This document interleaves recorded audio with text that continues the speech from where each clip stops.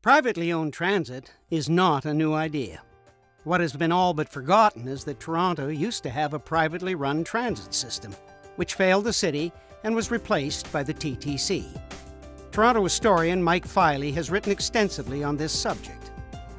The TTC is a relative newcomer, having been created in 1921. Before that, people had to get around, and the way they got around was business. There were a number of companies that predate the TTC, and the object, of course, of a privately owned company, they're in the business to make money. This need to make money conflicted with the transit needs of the city. As Toronto grew geographically, the private transit providers refused to expand because it would cut into their profits. Eventually, things got so bad that the citizens of Toronto held a referendum and voted overwhelmingly to create a publicly owned and operated transportation system, the TTC. The TTC had to do a lot of things to catch up. Things that the private people refused to do, the TTC now had to do it. And to improve the system, it meant ripping up intersections. It meant replacing, for instance, King Queen Roncesvalles Lakeshore, which was the most complicated track intersection in North America. I would probably bet whatever money I got in my pocket that the private company would never have done that. In terms of privatization of anything, my interests are from a historical point of view. We have tried it. The obsolescence, the overcrowding, the infrastructure deterioration was all as a result of the private entrepreneur realizing that his money was to be made by not putting it back into the system, but put it into the shareholder's pocket. What could happen in Toronto if we turned the clock back 90 years and once again allowed private operators to influence the future of our transit system? What has happened elsewhere would almost certainly happen here.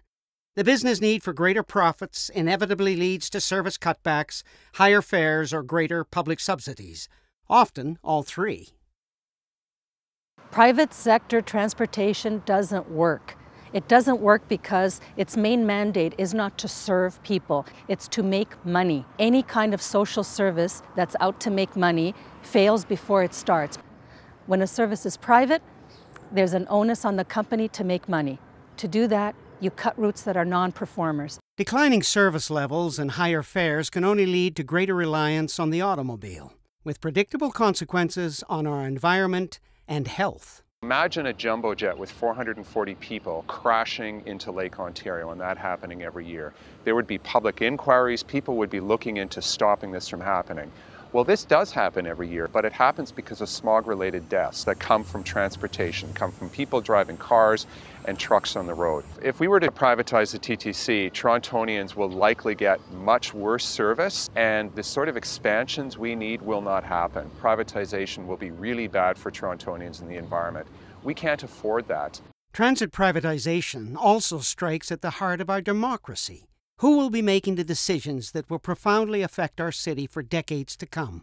When it stays public, our stakeholders are your community, the people in the community, the elected officials are held accountable, the hired officials who are reporting to the elected officials are held accountable. There's way more accountability and transparency when it is a public entity rather than a private entity. You've lost control of your operation. It's not controlled politically within your own province or even in your own country. It's controlled by banks in some other country. The TTC has long been one of Toronto's most important public issues. This was especially true in 2010, when service dissatisfaction peaked and broken promises by Premier McGuinty to fully fund a long overdue expansion of the system fueled public anger and frustration. Grasping for simple solutions, some politicians have proposed various forms of privatization, despite powerful evidence from around the globe that it would only cost riders and taxpayers more. I was amazed when I heard that people were talking about privatising the TTC. What I'd say to people in Toronto is the TTC's been through a bad patch and it needs to improve. There are lots of things that could be done to reform it, but none of those things would be made easier under privatisation. For goodness sake, don't make the same mistakes we have. At least let some city in the world benefit from all the problems we've made for ourselves here in Melbourne. I'm hoping that Toronto politicians, but particularly the public in Toronto, will have the courage to stand up and say no.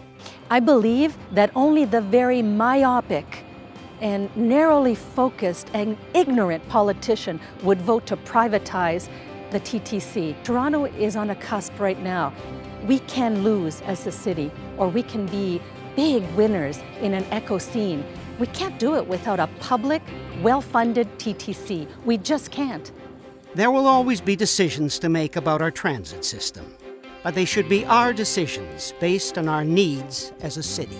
We have to make the right choice, and the right choice is to keep the TTC public and to expand it. As it has been for nearly a century, so it is today. The future of Toronto and the future of our transit system are linked together. The TTC has faced many challenges in the past and faces many today. But for all of its problems and controversies, it is the one big thing that brings us together in all of our magnificent diversity as a city.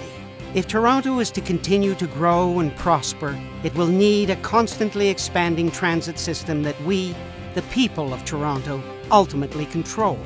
The choices we make today will shape our city, influence our economy, and affect our environment for generations to come.